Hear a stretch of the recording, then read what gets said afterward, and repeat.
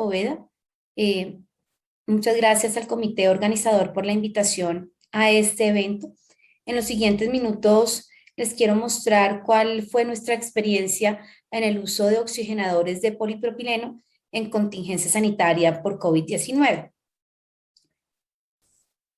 Durante los siguientes minutos vamos a hacer una evaluación de cómo ha sido el desarrollo de las membranas, cuáles son las diferencias y cómo ha sido pues esta experiencia. Antes que nada quisiera hacer un reconocimiento a mi grupo de trabajo. Hemos trabajado por más de 10 años, nos hemos consolidado y la pandemia por COVID-19 pues fue una oportunidad para crecer, para trabajar y ver los resultados en nuestros pacientes que realmente nos tienen muy contentos y por eso pues es un gran estímulo para seguir adelante. Vamos a hacer primero un poco de historia con las membranas, porque siempre hablamos pues del desarrollo de la circulación extracorpórea con el doctor DeBake, el doctor Gibbon, específicamente de la máquina, pero realmente se han hecho también muchísimos avances en cuanto a lo que es los oxigenadores. Y en ese momento, pues fueron varios prototipos los cuales se propusieron: oxigenador de burbujas, oxigenador de película, oxigenador tipo membrana, que es más o menos el que utilizamos en este momento. Los problemas, pues obviamente era que aumentaban el tiempo de exposición de la sangre por la disminución de la superficie que tenían para exposición. También aumentaban la resistencia y tenían mayores problemas con respecto a generar trombosis, hemólisis, los cuales pues hacían que se hiciera necesario el desarrollo de biomateriales que disminuyeran la lesión mecánica, que mejoraran la distribución del gas, y en ese sentido, en 1963, el doctor Kolobov comienza a hacer el desarrollo de estas fibras de silicona enrolladas que permitían una mayor área de exposición y que son los oxigenadores muy parecidos a los cuales se comenzaron a trabajar. Tenían estas fibras de silicona, fibras más huesas, que pues al ser como mayores de tamaño, pues obviamente tenían los problemas de fuga plasmática. A pesar de eso, pues se siguió trabajando, y pues a principios del 2000, que es donde también comienzan a presentarse la epidemia del H1N1, se desarrolla el polimetilpenteno.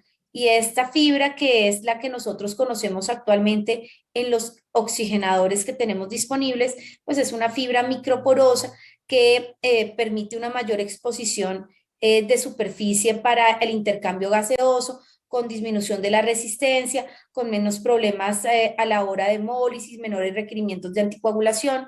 Y en resumen, pues es la fibra que nosotros en este momento estamos utilizando, que está aprobada para el uso de ECMO. Aquí llegamos pues nuevamente en el tiempo al 2020 y comienza la pandemia de COVID.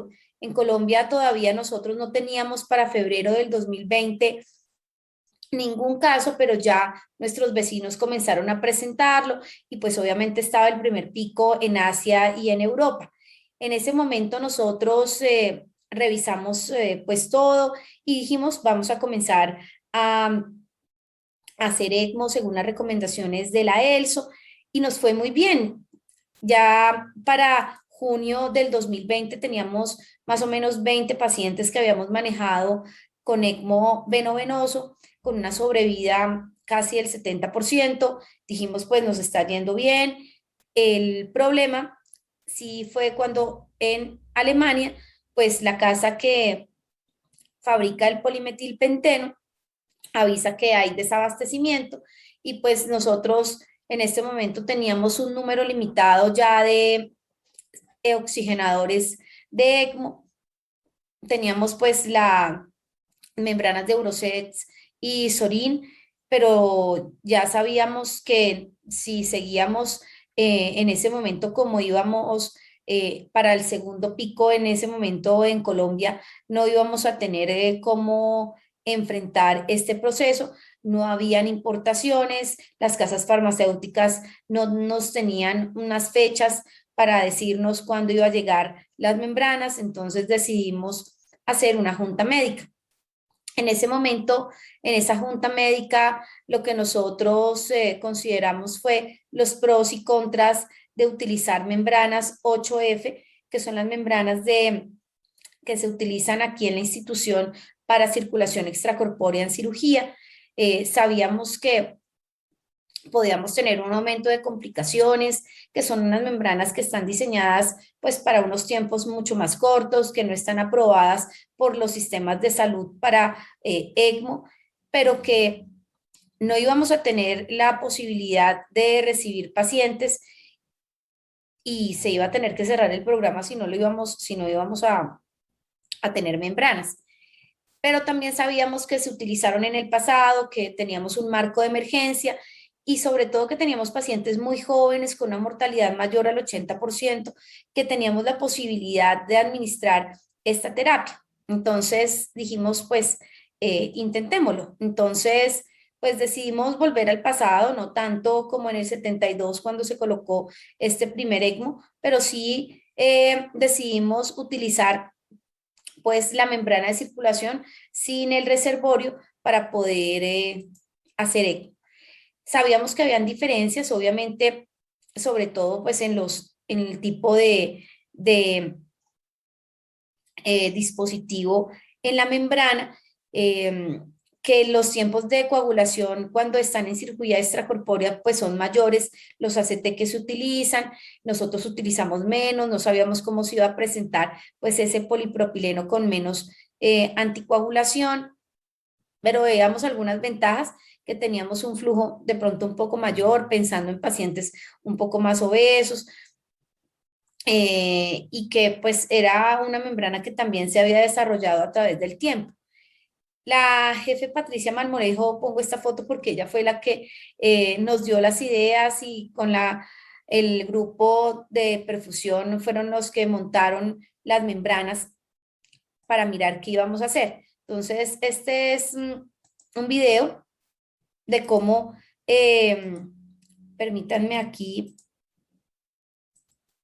el,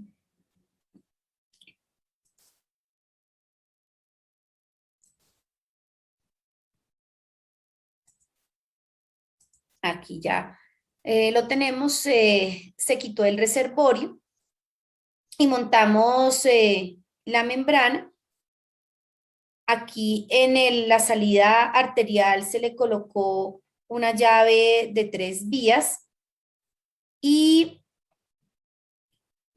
si ustedes ven para las otras 2 salidas que se tiene, también se le colocaron llaves de 3 vías. Esto se hizo una conexión a un sistema cerrado conectado a una bolsa donde permite sacar la burbuja en el momento de la purga. Obviamente en el sistema es importante estar pendiente de las conexiones del oxígeno y de los gases. Y para el 20 de septiembre del 2020 nos llegó nuestro primer paciente con COVID-19, en donde no teníamos disponibilidad de membrana de ECMO y decidimos montarlo en la membrana de circulación extracorpórea. Afortunadamente nos fue muy bien, no tuvimos ningún problema. Después comenzamos a montar membranas en paralelo porque los pacientes que comenzamos a recibir fueron pacientes que tenían un índice de masa corporal entre 40 y 45, y esto también, pues digamos que nos permitía un poco mayor tener de seguridad porque sí hubo mayores cambios de membrana, porque sí la duración era en promedio de 3 a 5 días, sin embargo, era una ventaja porque nos permitía hacer los cambios con un poco más de seguridad. Los problemas, baja transferencia, trombosis, fuga plasmática, aquí podemos ver que se presentaban las trombosis. Aquí también podemos ver en este video, lo voy a adelantar un poco, cómo se presentaba la fuga plasmática con estas burbujitas, aquí salían, entonces nosotros ya decíamos, este es el momento de cambiar la membrana. Los resultados, pues digamos que hasta junio del 2021, eso fue casi un año, pues comenzamos en septiembre, 9 meses, que tuvimos desabastecimiento, manejamos 120 pacientes, la mayoría, el 84 pacientes fueron con diagnóstico de COVID, un grupo menor fue con no COVID, sobre todo los pacientes con shock cardiogénico posinfarto, otro embolismo pulmonar que tuvimos. Y en ese sentido, pues digamos que la mayoría que pudimos, pues los montamos en ECMO con la membrana de polimetilpenteno, pero cuando ya se acabó, 40%, 53 de estos recibieron la membrana con polipropileno. La sobrevida en general de nuestros pacientes fue del 60%. Sin embargo, la membrana de polipropileno sí vimos que tuvo una mortalidad un poco mayor con respecto a la otra membrana. Lo que consideramos fue dos cosas. Primero, es que también utilizamos pacientes con ECMO venoarterial en donde la sobrevida pues es diferente y en estos pacientes pues digamos que también se disminuye un poco la sobrevida con respecto a los ECMOs venovenosos respiratorios y el número de cambios. Estos pacientes sí requirieron en promedio 5 cambios de membrana con respecto a polimetilpenteno, que o no tuvieron cambios o máximo fueron 2 en pacientes que tuvieron más de 30 días. Y esto sí se relacionó con mayor manipulación de la membrana, los pacientes presentaron mayor infección y cuando se presentaron los cambios, sí, mucha inestabilidad. La principal causa del cambio fue la baja transferencia, en segundo lugar, la fuga plasmática y la hemólisis y la trombosis de esto, del sistema. En conclusión, pues digamos que nosotros sí sabemos que es una decisión controvertida, que es una medida realizada bajo el marco de la pandemia y desabastecimiento, que se debe hacer un seguimiento estricto y cambios tempranos y que aumenta el riesgo de complicaciones, como ustedes lo pudieron ver, sobre todo el requerimiento de mayor número de cambios. Pero lo que vemos es los resultados. Son pacientes muy jóvenes que sin este tipo de membrana no se hubieran podido canular y no hubieran sobrevivido probablemente. En este momento están en su casa. Esta fue una de las últimas pacientes que tuvimos en compañía de su esposo y de su bebé. Ella estaba embarazada cuando le dio COVID, se desembarazó a las 32 semanas y la tuvimos en ECMO. Comenzó con membrana 8F y ya cuando llegó la membrana ECMO, afortunadamente se la cambiamos, pero la paciente sobrevivió. En resumen, pues realmente pues sabemos que es una medida desesperada, pero yo creemos que valió la pena y si se volviera a presentar un evento de esta magnitud, yo creo que